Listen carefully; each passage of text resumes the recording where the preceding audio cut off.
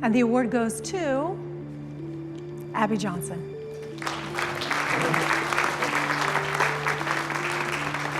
Congratulations, Abby.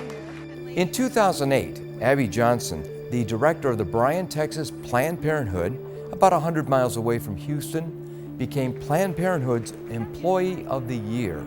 I worked for Planned Parenthood, our country's largest abortion provider, for 8 years. I was a clinic director with them and was there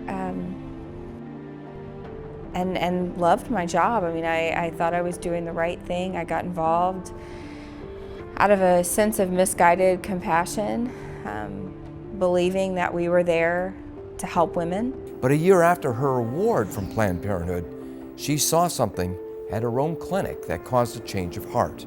It wasn't until 2009 when I actually got to witness a live ultrasound-guided abortion procedure. It just moved away from the catheter. They always move. That's why I do it this way.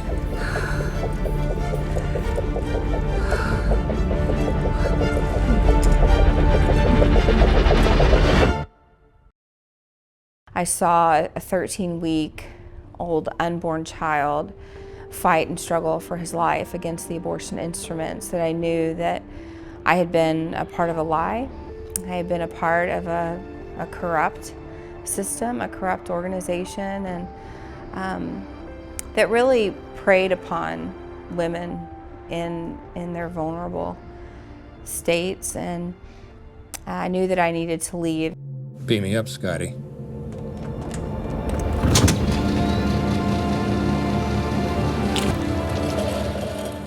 Abby Johnson had thought that what she was doing at Planned Parenthood was helping women, but she learned the hard way that the real bottom line of Planned Parenthood was its bottom line.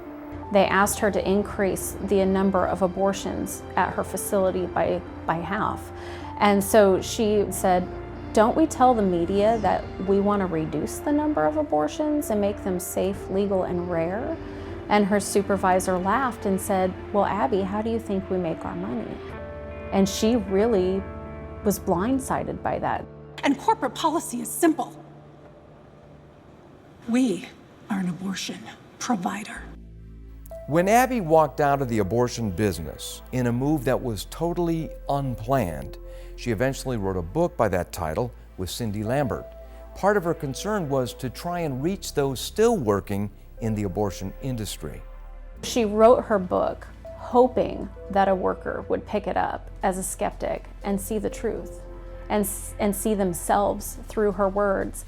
And within 3 months of her book's release in 2011, she had 17 abortion workers contact her for help. Abby Johnson has now founded a ministry to help employees come out of the abortion industry. It's called And Then There Were None. Leaving your job in the abortion industry is not like leaving your job in the fast food outlet. It has the same high turnover rate, but you don't just leave your job, you leave your friends, you leave your ideology, your belief system. You go from one day championing women's rights and abortion rights to the next day having to humble yourself and say, I was wrong. I was a part of a very evil system, and then they have to come to terms with that. So there's a lot of emotional trauma. There's abandonment. As we walk through the process of healing with them, as we meet their practical needs with financial assistance, with resume writing, with job search help, as we help them pay their bills and get back on their feet, once their practical needs are met, they're ready to meet their emotional and spiritual needs.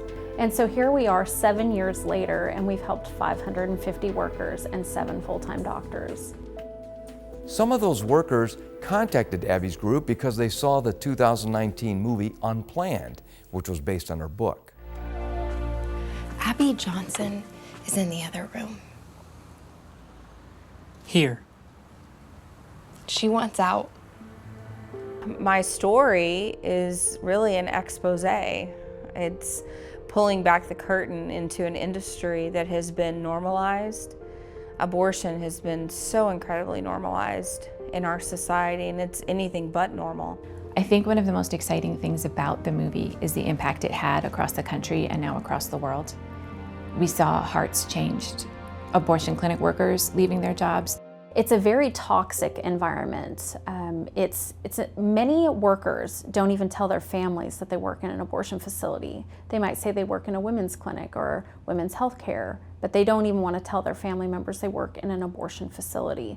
And it can be very traumatizing to them. The abortion clinic, working in the abortion clinic, systematically desensitizes the workers within it to what they are doing. And the more desensitized you become, the more trapped you become. And so when you want to leave, you're not leaving work. You're leaving this environment that you have been re-traumatized in over and over again.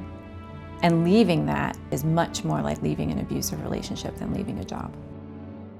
They're seeing things that people just should never have to see. They are seeing dismembered babies. And the talking points of the abortion industry is that it's a fetus, a clump of cells, tissue, but they know the truth, and they're in there day after day seeing this imagery and burning it into their minds. And many of our clients experience substance abuse, feelings of suicide, and they're in severe depression. They're coping and self-medicating in order to stay in this job. Let me tell you what's going to happen if you go in that door. The pro-choice movement likes to say that it's pro-woman, but when being pro-choice boils down to being pro-abortion, it can't be. Abortion is fundamentally anti-woman. Women are created to house and protect life. Our bodies tell that story. That is what being a woman is about.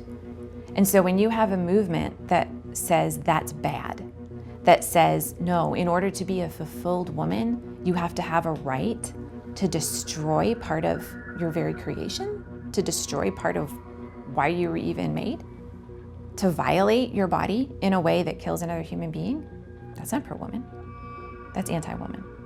One of our philosophies is that if there's no abortion clinic workers, then there can be no abortion clinics. And if there's no abortion clinics, there's nowhere to get an abortion. So we believe that ending abortion starts with the workers through facilitating conversion in their hearts. And we want to do this through peaceful, loving, and law-abiding means.